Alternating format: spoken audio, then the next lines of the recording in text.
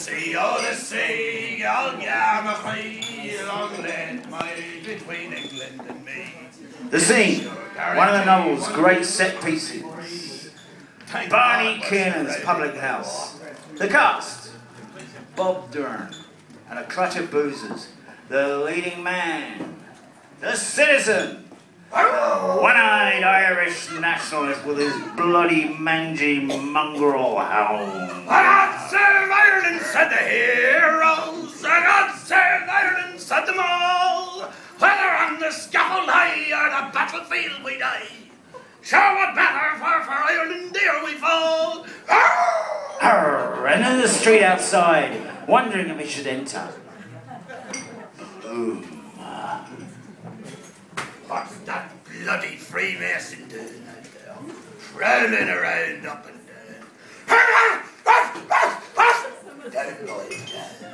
The bloody mongrel let a grouse at him would he give me the creeps.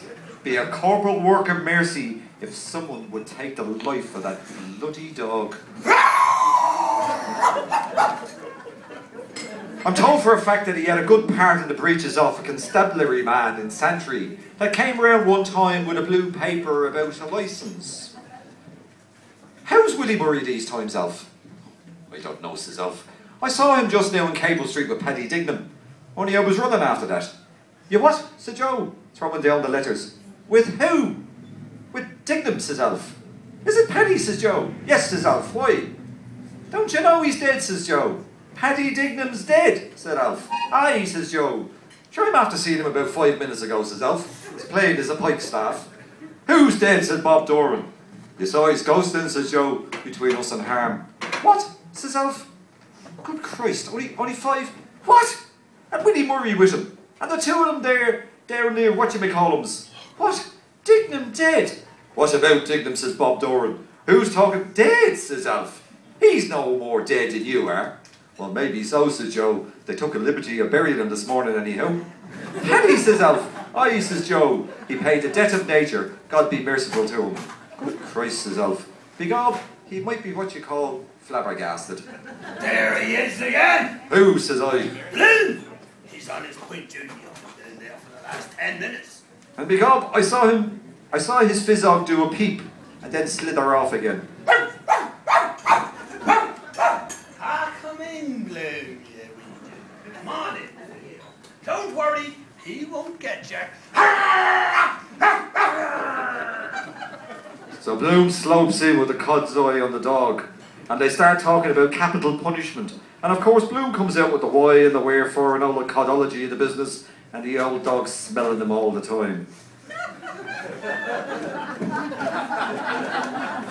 I'm told these Jews do have a sort of queer odour coming off them for dogs about I don't know what all the terrant effect and so on and so forth. There's one thing it doesn't have a terrant effect on, says Alf. What's that, says Joe. The poor bugger's tool that's been hanged, says Alf. Is that so, says Joe. God's truth, says Alf. I heard that from the head warder that was in Kilmainham when they hanged Joe Brady, the Invincible. He told me that when they cut him down after the drop, it was standing up on their faces like a poker. So, of course, the citizen's only waiting for the wink of the word, and he starts gassing out of him. The Invincibles, the Elgar, the real Iore, the men of 67, who fears to speak. All the crack we had the day we died for Ireland. God save Ireland, said the heroes. And what about them that were hung and drawn and transported for the cause of Drumhead Court Martial and the new Ireland? Talking about New Ireland, he ought to go and get himself a new dog, so he ought. Mangy, ravenous brute, sniffing and sneezing all around the place and scratching his scabs, and round he goes to Bob Doran that was standing Alf a half one, sucking up for what he could get. So of course Bob Doran starts doing the bloody fool with him. Give us the paw, doggy, good old doggy. Give us the paw, give us the bloody paw.